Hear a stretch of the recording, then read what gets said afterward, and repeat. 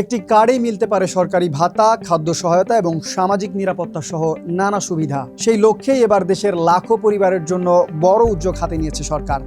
2029-30 অর্থ বছরের মধ্যে দেশে 1,61,00,000 নিম্ন আয়ের ও ঝুঁকিপূর্ণ পরিবারকে ফ্যামিলি কার্ড কর্মসূচির আওতায় আনার পরিকল্পনা করছে। এর অংশ হিসেবে 2026-27 অর্থ বছরেই সারা দেশে 41 লাখ নতুন ফ্যামিলি কার্ড বিতরণ করা হবে।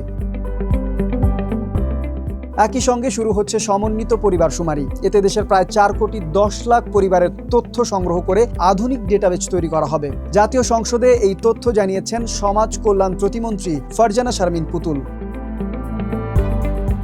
বর্তমানে সমাজসেবা অধিদপ্তরের আওতায় 44 জেলায় 55 উপজেলায় পাইলট প্রকল্প হিসেবে 69,387টি নারী প্রধান পরিবারকে ফ্যামিলি কার্ডের মাধ্যমে ভাতা দেওয়া হবে। আগামী 4 বছরে মাঠ পর্যায়ে জরিপ এবং প্রক্সিমিন্স টেস্ট বা পিএমটি স্কোরের ভিত্তিতে প্রকৃত উপকারভোগী নির্বাচন করা হবে। এই লক্ষ্যে শুমারির নির্দেশিকা জারি করা হয়েছে এবং বাস্তবায়ন নীতিমালাও চূড়ান্ত অনুমোদনের অপেক্ষায় রয়েছে। পাশাপাশি ফ্যামিলি কার্ড শুমারির নির্দেশিকা 2026 জারি করা হয়েছে এবং বাস্তবায়ন নীতিমালার খসড়াও চূড়ান্ত অনুমোদনের পথে।